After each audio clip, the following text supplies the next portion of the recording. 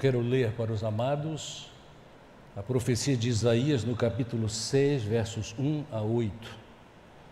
O texto afirma: no ano em que o rei Uzias morreu, eu vi o Senhor assentado num alto e exaltado trono, e a aba da sua veste enchia o templo.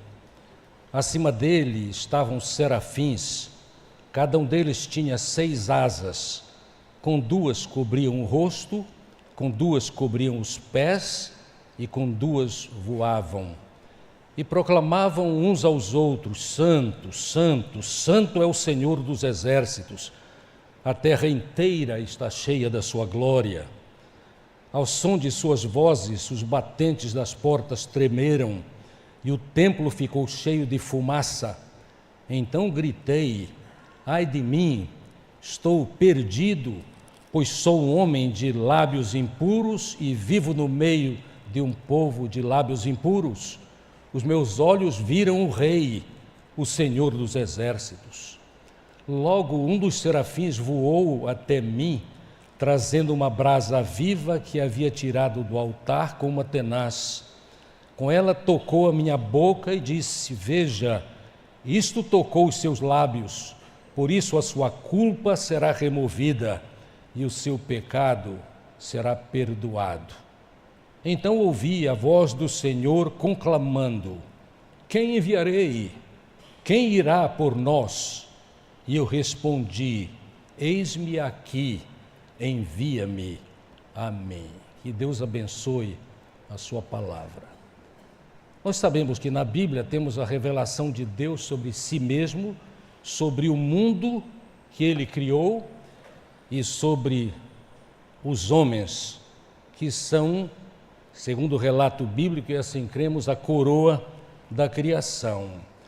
Algumas das revelações de Deus sobre Ele mesmo são tão profundas que nós só podemos aceitar por absoluta confiança, na verdade sem entendimento plano. Nós somos pequenos demais para entender algumas realidades sobre Deus, que são sim comentadas, apresentadas nas Escrituras. Vou dar alguns exemplos destas realidades sobre Deus que Ele revela na palavra e que nós não temos condição de entender. A sua infinitude. Quem somos nós para entender este fato de que Ele é para sempre? A sua onisciência. É claro, há muitos escritos a respeito destes assuntos, mas nós não entendemos. Somos limitados. Não podemos entender isso. A sua onipresença, no sentido mais completo. Os estudiosos da palavra de Deus, da revelação do Senhor, mais importantes que eu conheço são aqueles que não são vítimas das tradições de suas denominações e ficam só com a Bíblia. Nada de idolatria, de denominação, qualquer que seja o seu nome, mesmo se o nome for Batista. Eles dizem, os melhores intérpretes da palavra de Deus, dizem a verdade de que as virtudes que eu citei sobre Deus, elas são não compartilháveis. Elas têm a ver com a essência de Deus e nós, de fato, somos limitados para dissecar e entender Deus. Mas a maravilha é, meus queridos, que também a Bíblia revela alguns atributos, são chamados, em uma categoria muito especial, os atributos morais de Deus, que de fato são compartilháveis. E este assunto da santidade de Deus é um destes atributos de Deus. E já vou deixando esta ideia no coração dos irmãos, que não é nova. A santidade de Deus é compartilhável. Logo mais, eu apresentarei um texto que nos fala exatamente, de forma direta, a respeito de como experimentamos também a santidade do Senhor. Em Isaías, aqui em Isaías capítulo 6, nós temos a revelação do profeta Isaías, quando da sua convocação para servir ao Senhor Deus. E é muito importante porque é uma visão que ele tem, uma visão de Deus, uma visão que ele tem de Deus. Um autor que estudei até recentemente, ele diz que na revelação de Deus para Isaías, Isaías chama a atenção de algumas realidades sobre Deus que são muito inspiradoras e foram, desde o início, inspiradoras para o profeta Isaías. Por exemplo, a questão de que Deus é Deus vivo, Deus é Deus vivo. Há um contraste aqui na palavra que li para os irmãos, porque a palavra começa assim: no ano em que o rei Uzias morreu. Uzias foi um grande rei, especialmente em grande parte do seu reinado, que foi muito longo. Ele é tido como um dos melhores reis do povo de Deus. Mas, amados, no fim ele quis inclusive usurpar o lugar do profeta que tinha sido dado por Deus. Isto foi a ruína dele. Mas Isaías diz assim: no ano em que Uzias morreu, eu vi o Senhor. Ele viu porque o Senhor está vivo. Ele viu o Senhor, é a primeira coisa que nós aprendemos aqui. Deus é um Deus vivo. Os versos seguintes, de versos 1 a 4, apresentam que Isaías viu Deus como absoluta autoridade, Deus no trono, Deus poderoso, Deus elevado, Deus resplandecente. A aba de sua veste enchia o templo.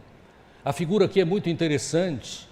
E noivas que se vestem com véus muito longos, que de fato encobrem boa parte do local onde o casamento está sendo celebrado, são um exemplo infinitamente pequeno a respeito da ideia que ele tem.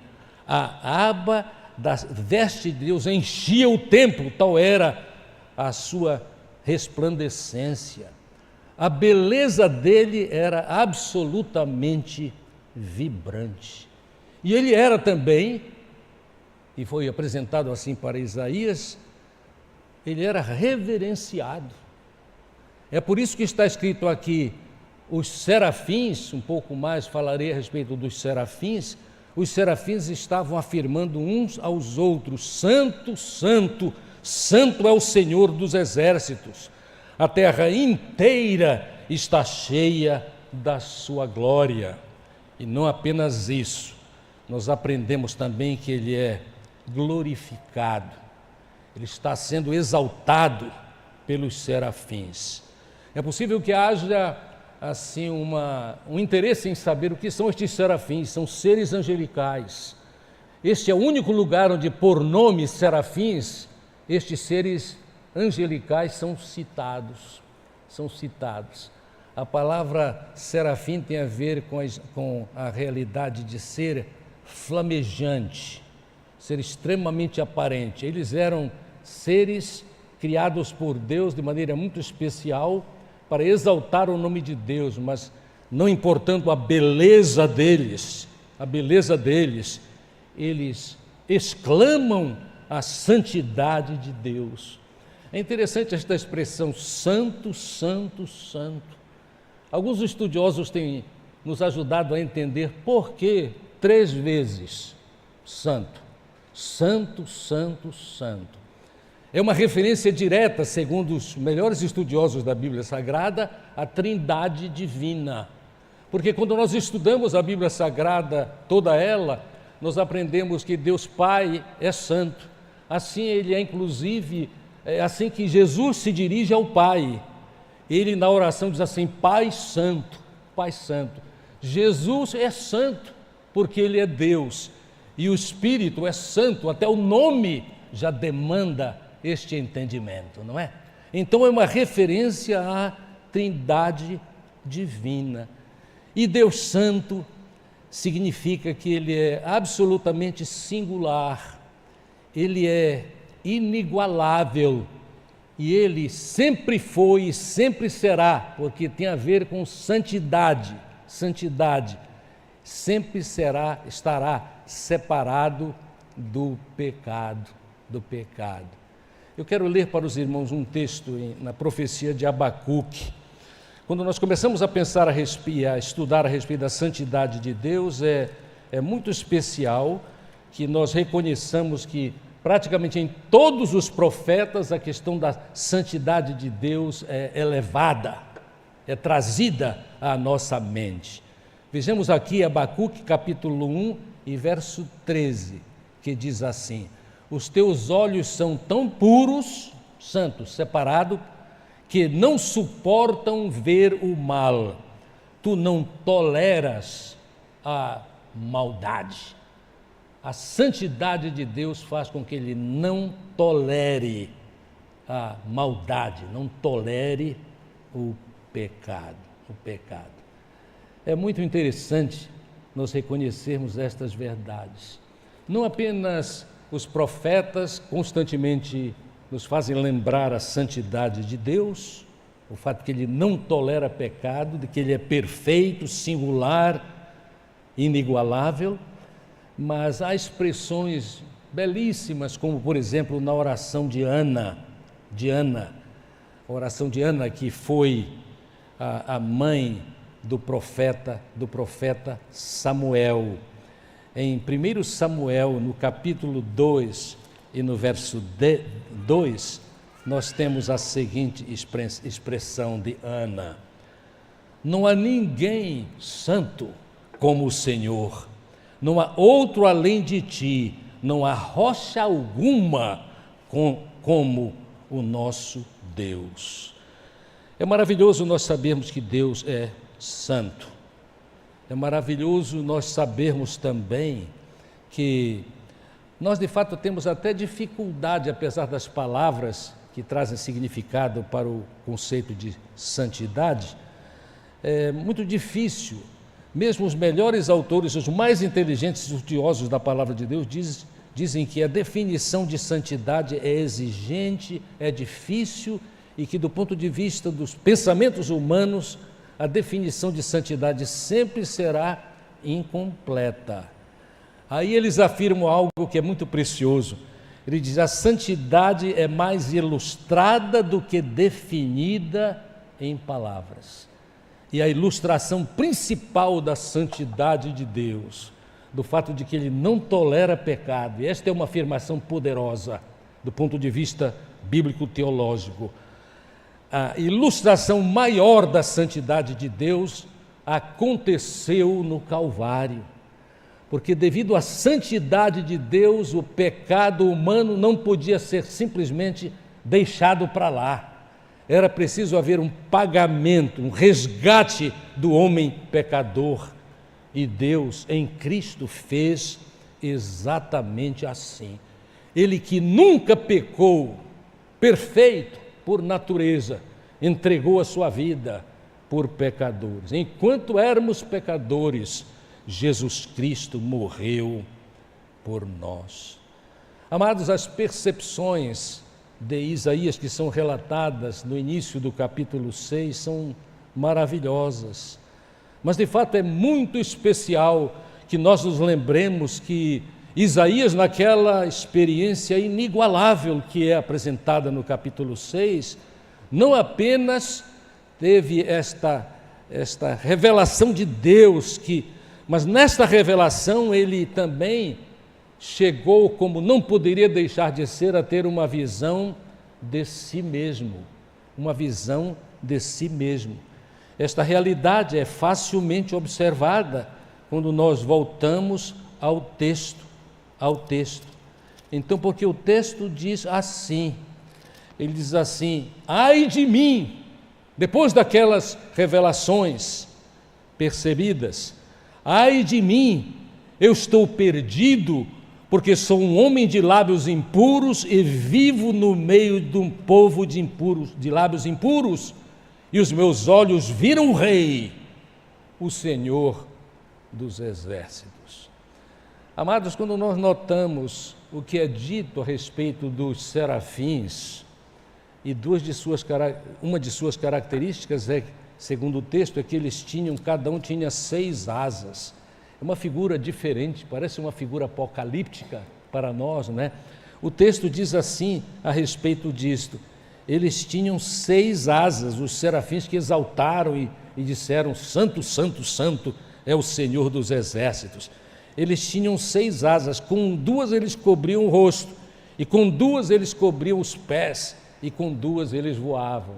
Qual será o significado disso na expressão a respeito dos serafins?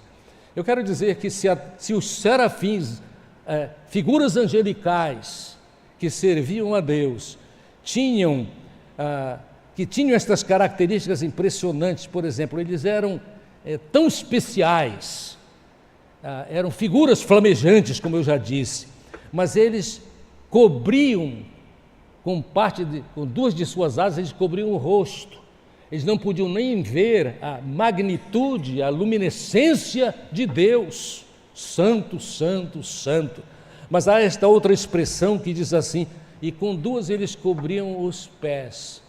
Os pés, segundo estudos bíblicos, têm a ver com o fato de que eles se sentiam absolutamente expostos perante Deus, e incapazes de resistir o conhecimento de Deus a respeito deles, a ideia por causa de sua pequenez.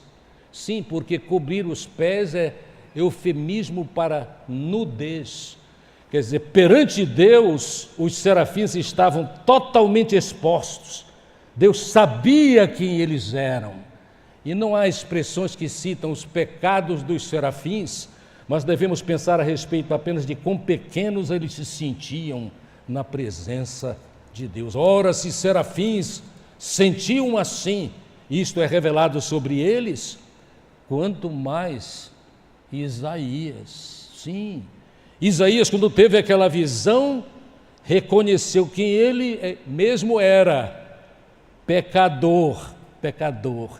É interessante nos lembrarmos que é na presença de Deus que nós realmente aprendemos genuinamente quem é que nós somos. Porque enquanto eu e você estivermos nos comparando com outro ser humano, nós podemos até imaginar que somos muito melhores, mas diante de Deus não há como, não há escape, porque todos nós estamos expostos diante de Deus. Ele conhece todos os nossos pensamentos. Ele sabe, como sabemos, especialmente na sua presença, que somos pecadores, mas Ele tem remédio para nos curar do nosso pecado. É maravilhoso que quando Isaías se encontrou naquela visão de Deus, ele então reconheceu quem ele era. Eu tenho lábios impuros e vivo no meio de um povo de impuros lábios. Impuros lábios. Eu estava estudando este texto e recorri a algumas afirmações de um maravilhoso pastor que ainda está ministrando nos Estados Unidos, ele é chamado John Piper. E John Piper, no seu escrito a respeito deste assunto, ele faz uma menção de um teólogo e filósofo cristão do passado já muito distante, chamado Søren Kierkegaard. E Søren Kierkegaard tinha uma figura muito interessante a respeito desta questão de nós podermos contemplar a glória de Deus, após termos reconhecido que nós somos pecadores. E a história, a ilustração que Kierkegaard conta é a história seguinte. Ele diz que vamos imaginar que nós estamos indo para um determinado lugar numa carruagem. Era o transporte daquele tempo, numa carruagem. E que porque já é noite, nós temos 2 lâmpadas a gás que de fato iluminam o caminho e que estão acima das nossas cabeças. Ele diz assim: é só quando o Espírito Santo de Deus miraculosamente apagar estas luzes a gás que nós poderemos contemplar o céu e a glória de Deus nas estrelas. Eu gostei muito desta expressão, porque enquanto nós tivermos as nossas luzes pessoais, nós não temos a condição mínima de ver a glória de Deus. Mesmo de contemplar, os céus declaram a glória de Deus e o firmamento anuncia a obra de suas mãos. Mas acima disso, para contemplarmos quem Deus é e o que Ele faz a nosso respeito por causa do nosso pecado, para nos curar e nos dar um destino correto enquanto estamos deste lado da eternidade, mas também quando estivermos na Sua presença.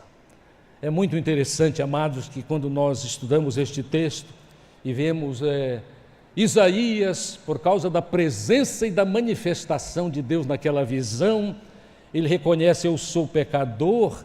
Ele não fica se lamuriando, não há tempo para ele ficar se lamuriando, porque Deus já tem uma provisão importante para ele. Após ele ter clamado: ai de mim, eu estou perdido, porque sou uma pessoa impura. Logo, que maravilha isso, né? Não há muito tempo entre uma coisa e outra. Logo, diz o verso 6, um dos serafins voou até mim trazendo uma brasa viva que havia tirado do altar com uma tenaz. E com ela tocou a minha boca e disse: veja, isto tocou os teus lábios, por isso a culpa será removida e o pecado será perdoado. O drama do profeta era grande, porque aqui não está apenas um profeta sendo iniciado no seu trabalho, mas o trabalho é penoso, porque ele está sendo enviado para um povo absolutamente rebelde, que não tem a mínima concepção a esta altura da sua experiência. Já tinha passado sim por momentos gloriosos de entendimento e relacionamento com Deus, mas aqui é diferente. Diga a este povo, notem o que é dito a respeito do povo, para quem Isaías, agora restaurado, curado do seu pecado, por aquela brasa que saiu do altar. É muito interessante que ele diz assim, Deus diz para o profeta: vai e diga a este povo, imagina este povo, estejam sempre ouvindo, mas nunca entendam, estejam sempre vendo e jamais percebam. Torne insensível o coração deste povo, torne surdos os seus ouvidos e feche os olhos, que eles não vejam com os olhos, não ouçam com os ouvidos e não entendam com o coração, para que não se convertam e sejam curados. E é isso, que é isso. A ideia que alguns têm por não entenderem o gênero da linguagem do povo de Deus e da linguagem hebraica, imaginam assim: é Deus que não quer que eles vejam. Mas de fato a mensagem é outra. Deus de fato está permitindo que eles não vejam, porque eles na sua rebeldia não querem ver, não querem ver. É por esta razão que mataram os profetas e perseguiam aqueles que falavam em nome de Deus, em nome de Deus. Amados, que privilégio nosso sabermos que há sim remédio para nós. Há aplicações muito práticas a respeito da santidade de Deus nestes termos, a santidade de Deus mesmo. Mas as aplicações práticas são as seguintes: uma vez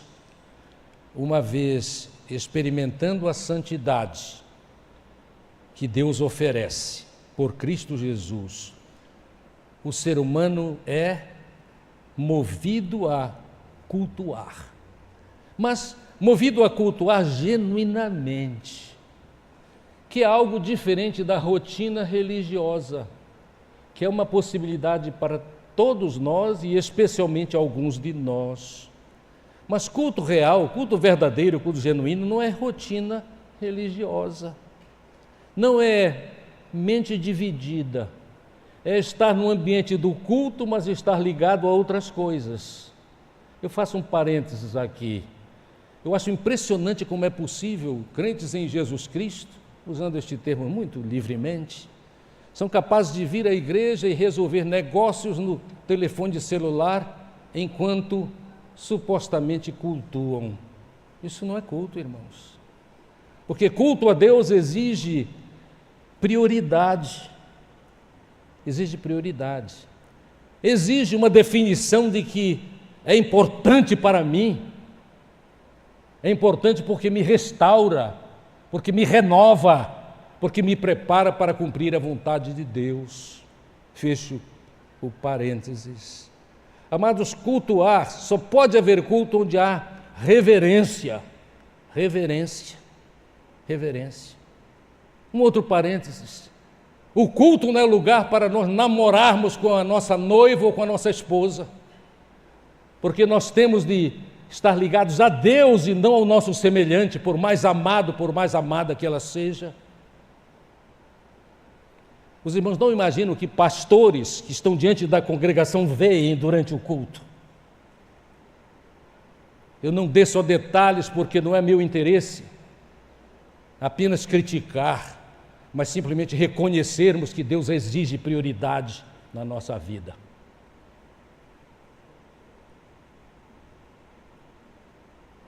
Uma definição de cultuar. Cultuar, escreveu um grande vulto cristão do passado, é despertar a consciência para a santidade de Deus, como Isaías fez.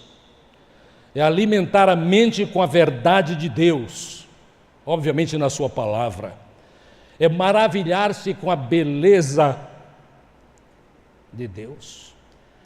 É abrir o coração para o amor de Deus e, com muita vontade, cumprir os propósitos de Deus.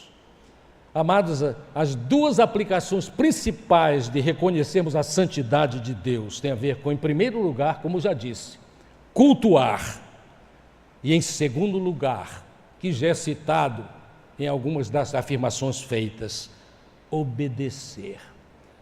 E, amados, eu quero trazer 7 coisas que têm a ver com esta questão de demonstração de busca de santidade na obediência. Quem de fato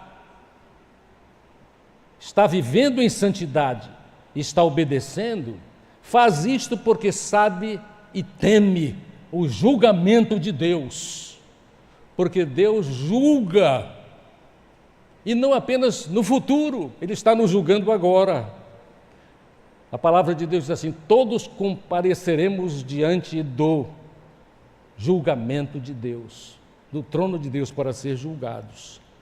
A segunda coisa que quero citar é que aquele que obedece, porque reconhece a santidade de Deus, tem interesse na verdade de Deus.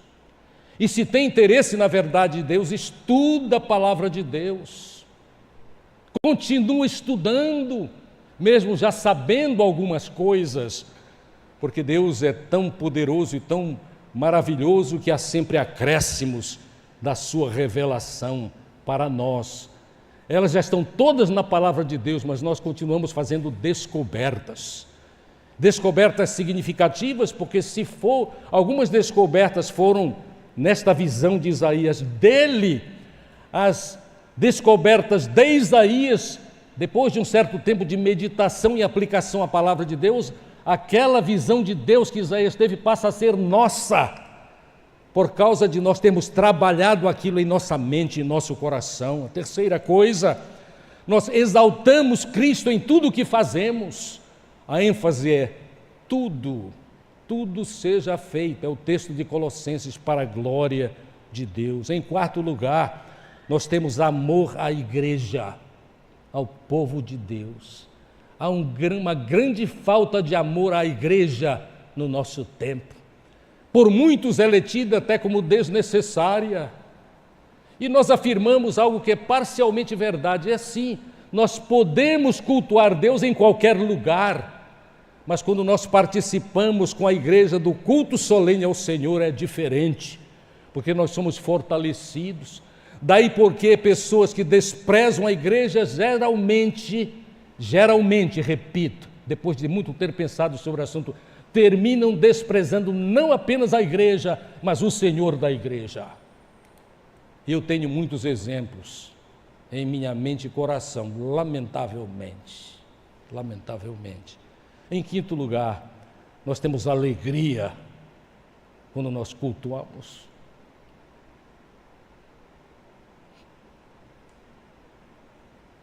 nós procuramos agradar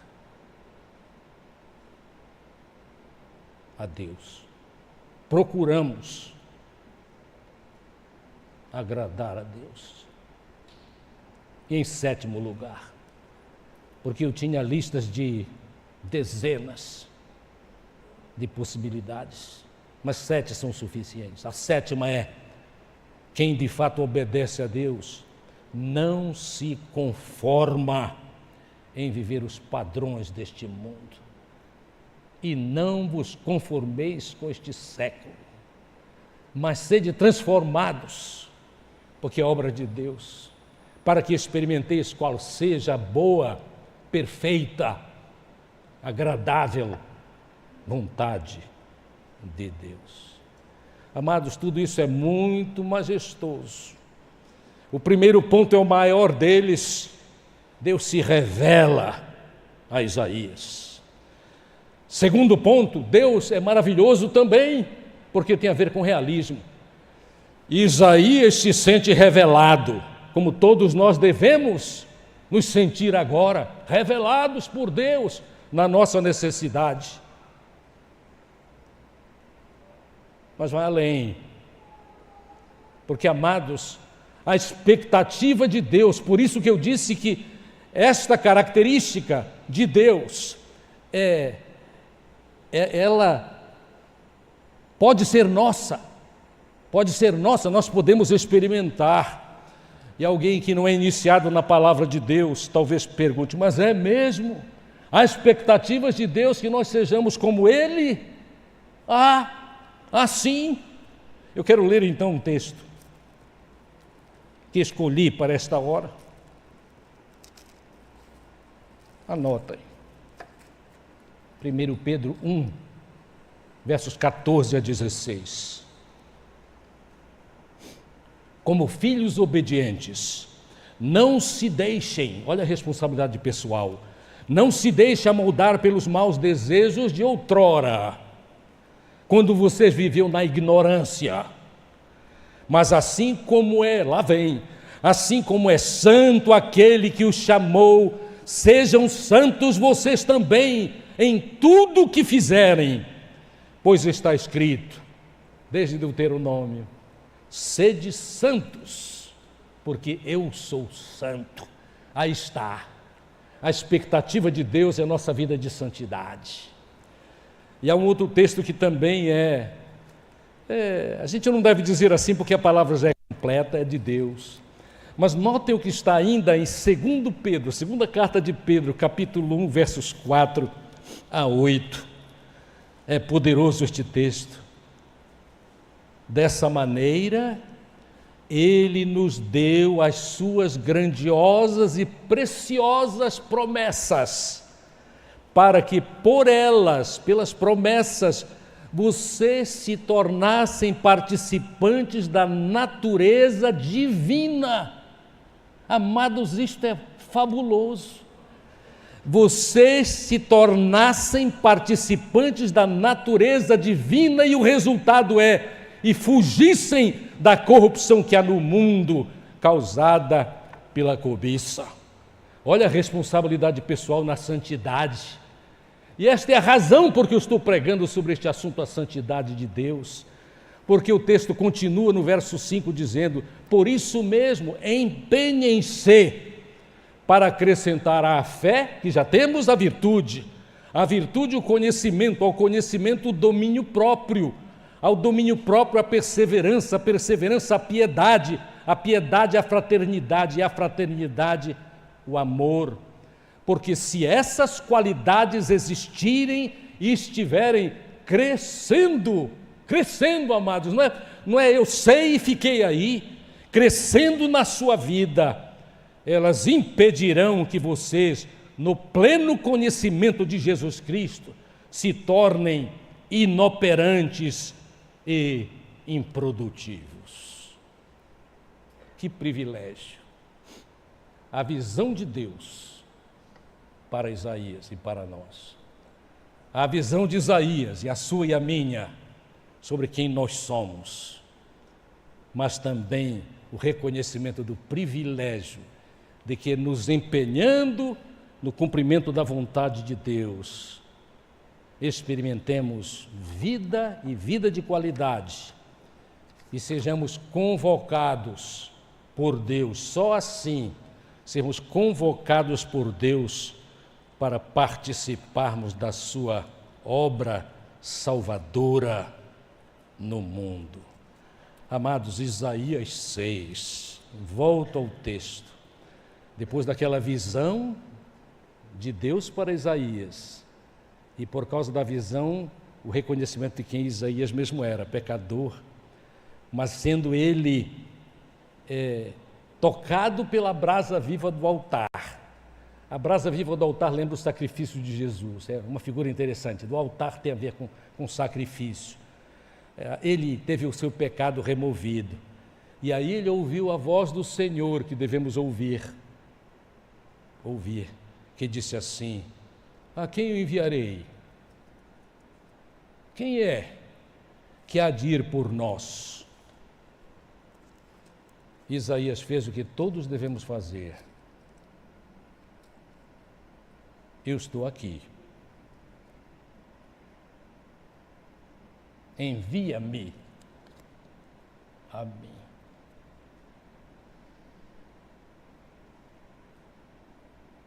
Nenhum de nós pode decidir pelo outro. Nenhum. A decisão é pessoal. Nenhum pode decidir pelo outro. Mas nós temos a total condição de, à luz desta palavra do Senhor em Isaías 6, de 1 a 8, dizer também, se é desejo e se é nossa vontade: envia-me a mim, eu vou fazer a obra que o Senhor tem para mim. É claro, há muitas formas como nós cumprimos a vontade de Deus. Sempre o cumprimento da vontade de Deus é uma experiência gloriosa.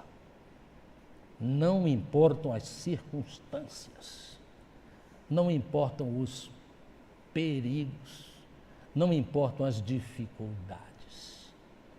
O mesmo John Piper, que contou para mim a história de Søren Kierkegaard, que eu relatei para os irmãos, ele relata também no mesmo texto, ele relata a respeito de algo muito significativo e que me tocou de maneira muito especial, a respeito de lutas na obra, no cumprimento da vontade de Deus. Ele cita 5 missionários que são cantados em prosa e verso por causa da sua dedicação ao trabalho missionário. E sobre todos 5, ele faz questão de explicar quantos anos eles pregaram para ter a primeira conversão nos lugares onde serviram. Na África, na Índia, no Ceilão e outros lugares assim, no início da obra cristã naqueles lugares. 7 anos de luta. E aí veio a primeira conversão. É interessante como a mente da gente é, né? No meu primeiro pastorado aqui, eu conheci um santo homem de Deus.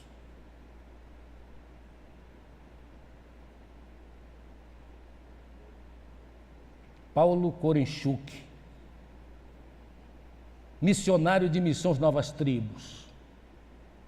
E quando eu li o relato de John Piper a respeito de 7 anos de grande sacrifício e perseguição para ter a primeira conversão, eu lembrei o Paulo Korenchuk, porque era um tempo difícil, me permitam, aqui na PIB. Eu já estava frustrado no início do meu ministério, com a falta de resultados. E aí, Paulo Korenchuk chegou do interior, onde trabalhava entre os Waikás, e ele me contou uma história que ele nunca soube quanto me ajudou.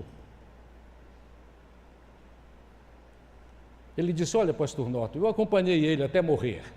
Ele teve câncer e foi rápido. Mas ele me disse assim: pastor Norton, eu dou graças a Deus que me chamou para o ministério. Eu dou graças a Deus, pastor Norton, especialmente porque depois de 4 anos pregando sem nenhum resultado, houve a primeira conversão a Jesus Cristo. E eu estou certo de que será a primeira conversão de muitas, porque Deus cumpre a sua vontade e Ele me escolheu para este serviço. Eu conto isso como inspiração para os irmãos. Não desfaleçamos no seguir a Cristo quando houver dificuldades, porque as dificuldades, inclusive, são ministras de Deus para a purificação das nossas vidas, a fim de que tenhamos, sim, a motivação correta para servir a Deus e cumprir assim a sua vontade na vida. Que Ele nos abençoe. Não nos esqueçamos de Isaías. Não nos esqueçamos de que a responsabilidade de aceitar a obra que Deus tem para cada um de nós é pessoal, é intransferível. Amém.